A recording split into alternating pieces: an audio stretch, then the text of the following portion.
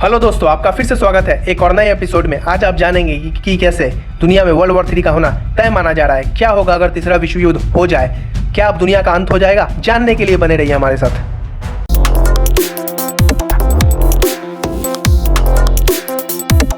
दोस्तों, हाल ही के कुछ सालों में दुनिया ने कई बदलाव देखे। कई ऐसी घटनाएं घटी जो शायद कभी नहीं घटनी चाहिए थी, चाहे वो सीरिया और फिलिस्तीन का युद्ध हो, कोरोना वायरस जैसी जानलेवा महामारी हो, तालिबान का अफगानिस्तान पर कब्जा हो या फिर रशिया यूक्रेन युद्ध हो। इस युद्ध की शुरुआत साल 2014 में रशिया का यूक्रेन के क्रीमिया पर कब्जे से हुआ। इसका सबसे बड़ा कारण यूक्रेन का नाटो देशों के सदस्यों में शामिल होने पर था।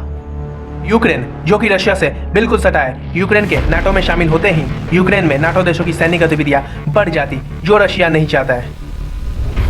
NATO North Atlantic Treaty Organization, जिसमें 30 देश शामिल है। अगर कोई देश उसके किसी भी सदस्य देश पर हमला करता है तो ये हमला सभी सदस्य देशों पर हमला माना जाएगा और सभी 30 के 30 देश उस हमलावर देश पर मिलकर टूट पड़ेंगे। रशिया नहीं चाहता था कि यूक्रेन नाटो का मेंबर बने, पर यूक्रेन की जिद ने उसे इस युद्ध तक ले आया और फिर रशिया ने 24 फरवरी 2022 को यूक्रेन पर हमला कर दिया। इस वॉर को चलते हुए 7 महीने हो गए, पर अभी तक इसका कोई नतीजा नहीं निकल पाया है। पहले रशिया ने यूक्रेन के कई स्टेट्स पर अपना कब्जा कर लिया, जिसमें से प्रमुख है लुहांस्क, डोनेस्क, मारियोपोल और खेरसन। लेकिन युद्ध के कुछ समय बाद जब यूक्रेनियन आर्मी ने रिटेलिएट करना शुरू किया तो यूक्रेन ने रशिया को बहुत बड़ी सैन्य क्षति पहुंचाई। करीब 6000 रूसी सैनिक इस युद्ध में मारे गए। रशिया के कई हथियार, टैंक, हेलीकॉप्टर्स और जहाजें बर्बाद कर दी गई और कुछ को कब्जे में कर लिया गया।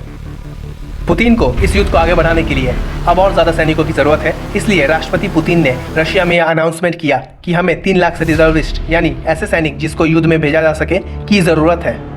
इस कारण रशिया में भगदड़ जैसा माहौल है। रूसी नागरिक अपना देश छोड़कर जा रहे हैं, जिसको रोकने के लिए पुतिन ने रशिया में पार्शियल मोबिलेशन लागू किया। हवाई जहाज़ों की टिकटों की कीमतों में 5 गुना तक बढ़ोतरी देखी गई। उधर यूक्रेन को अमेरिका, ब्रिटेन, फ्रांस और दूसरे देशों से मदद मिल रही है, जिसके कारण अब स्थिति यह है कि लुहांस्क और खेरसन से सटे कुछ भाग, जिन पर रशिया ने कब्जा कर लिया था, यूक्रेन ने अपने फोर्सेस की मदद से उनको फिर से हथिया लिया। अब रशिया पर कई सैंक्शंस लग चुके हैं और लंबे समय से युद्ध के चलने के कारण उसकी अर्थव्यवस्था कमजोर हो गई है। अब युद्ध को लंबे समय तक चलाना रशिया की कमर को तोड़ सकता है। यूक्रेन पर फिर से कब्जा करने और रशिया पर सैंक्शंस के कारण अब पुतिन बौखला गया है। कोई नहीं जानता कि पुतिन के दिमाग में अब क्या चल रहा है। यहाँ तक कि पुतिन ने यह धमकी भी दे दी कि अगर यूक्रेन ने सरेंडर नहीं किया तो वे यूक्रेन पर परमाणु हमला भी कर सकते हैं। कुछ देश इस धमकी को हल्के में ले रहे हैं, लेकिन शायद आपको पता होना चाहिए कि पुतिन जो बोलते हैं वो करते हैं। हाल ही में यूएस एम्बेसी ने रशिया में रह रहे अमेरिकी नागरिकों को वार्न किया है कि वे रशिया को तुरंत छोड़ दें। आप कहेंगे कि इससे क्या साबित होता है? क्या ये कोई खतरे की घंटी है? क्या कुछ बड़ा होने वाला है? तो आप ये जान लीजिए कि अमेरिकी खुफिया एजेंसीज, जिनके द्वारा दी गई जानकारियाँ बिल्कुल सटीक होती है, इनको हल्के में ना लें। यूक्रेन के युद्ध से पहले बाइडेन ने ही यूक्रेन में रह रहे अमेरिकन सिटीजन्स को चेतावनी दी थी कि वे तुरंत रशिया छोड़ दें। उसके कुछ ही दिनों बाद रशिया ने यूक्रेन पर हमला कर दिया। यही नहीं, आपको याद होगा तालिबान ने कैसे अफगानिस्तान पर कब्जा कर लिया। ये वही अमेरिकन खुफिया एजेंसीज है जिसने तालिबान के अफगानिस्तान पर हमला करने के 8 दिन पहले ही अपने सिटीजन्स के लिए अलर्ट जारी कर दिया था कि वे अफगानिस्तान छोड़ दें। उसके कुछ दिन बाद 15 अगस्त 2021 का वो दिन जब तालिबान ने अफगानिस्तान पर कब्जा कर लिया। अमेरिकन एजेंसीज ही नहीं बल्कि रशियन एम्बेसी ने भी रशिया में रह रहे अमेरिकन्स को वार्न कर दिया कि वे रशिया तुरंत छोड़ दें। इस तरह से अमेरिकन्स का रशिया छोड़ना शायद अब वो होने वाला है जिसका डर पूरी दुनिया को है। क्या होगा अगर रशिया ने यूक्रेन पर परमाणु बम से हमला कर दिया? ऐसा करते ही यह संभावना है कि अमेरिका भी रशिया पर परमाणु बम चला दे और जवाब में रशिया भी अमेरिका पर एटम बम दाग दे। क्या यह हालात दुनिया को तीसरे विश्व युद्ध की ओर ले जाएगी? क्या होगा अगर तीसरा विश्व युद्ध हुआ तो? क्या होगा जब सभी देश आपस में लड़ जाएंगे?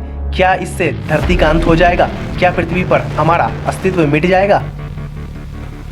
इसका जवाब आपको फ्रांस के एक महान दार्शनिक और बहुत ही मशहूर ज्योतिष नॉस्ट्राडेमस की एक भविष्यवाणी की किताब देगी।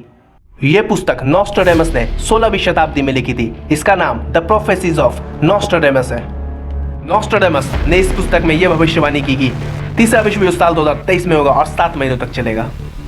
अब आप सोच रहे होंगे कि यह क्या बकवास है, लेकिन मैं आपकी जानकारी के लिए बता दूं कि नॉस्ट्राडेमस ने इस किताब के जरिए कुल 942 भविष्यवाणियां की थी, जिसमें से 70% भविष्यवाणियां सही साबित हुई। नॉस्ट्राडेमस ने यह भविष्यवाणी की थी कि दूसरा विश्व युद्ध होगा जिसने पूरे विश्व को दहला कर रख दिया। उन्होंने यह भविष्यवाणी की कि फ्रांस की क्रांति के बाद नेपोलियन बोनापार्ट का उदय होगा। दूसरे विश्व युद्ध के बाद अमेरिका जापान पर परमाणु बम से हमला करेगा। इंसान साल 1969 में पहली बार चांद पर जाएगा और चांद पर कदम रखने वाला पहला इंसान अमेरिकी होगा जो कि नील आर्मस्ट्रॉन्ग थे। ये सारी भविष्यवाणियां नॉस्ट्राडेमस ने की थी। यहां तक कि 11 सितंबर 2001 को वर्ल्ड ट्रेड सेंटर पर आतंकवादी हमले की भविष्यवाणी भी इन्होंने की थी। ये सारी भविष्यवाणियां सही साबित हुई तो क्या 2023 में तीसरा विश्व युद्ध होकर रहेगा?